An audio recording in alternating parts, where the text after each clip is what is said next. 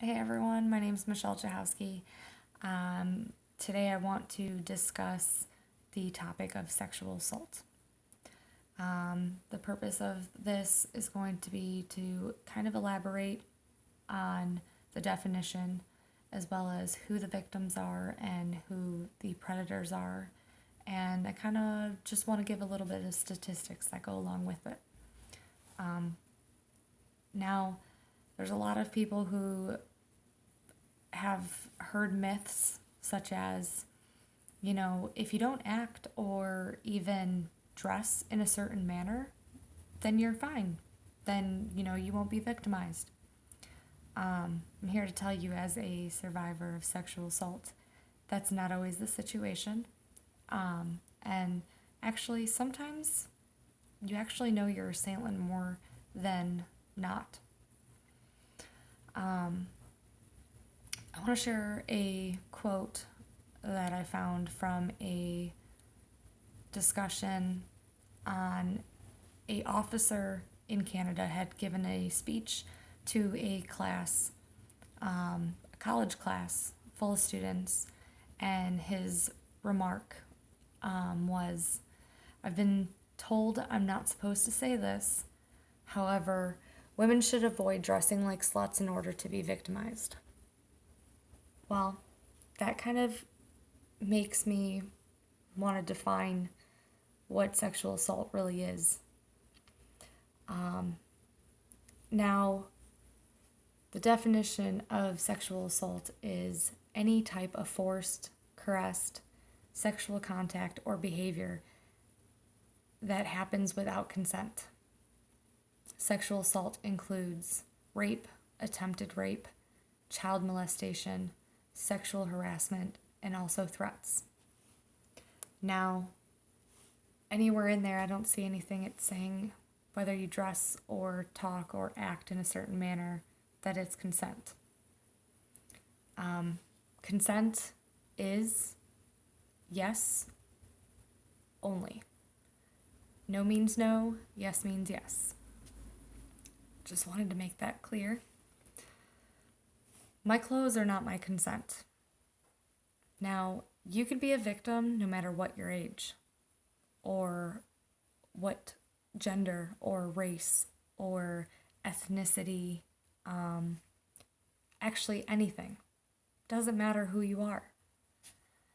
1 in 4 college women survive rape in their lifetime. Sexual assault can affect anyone, okay? Although women are at higher risk. American women serving in the Middle East are more likely to be raped by their comrade than murdered overseas. Now, with that also being said, in 2014, several of attempted rapes and rapes were reported by males as well. And these are our military serving men. Now, women around the world ages 15 to 44 are more at risk of being raped or in a domestic violence. They're more likely to have that than to get cancer, be in a car accident, be in war, or even get malaria. Now, I said 15, huh? Can you imagine the pain and the suffering that that child went through? Now I can, because I was 14. As of 1998, 2.78 million men in the U.S. have reported to be sexually assaulted in some form, whether it was actually attempted or completed. Now, the majority of sexual occurrences actually happen closer to your home.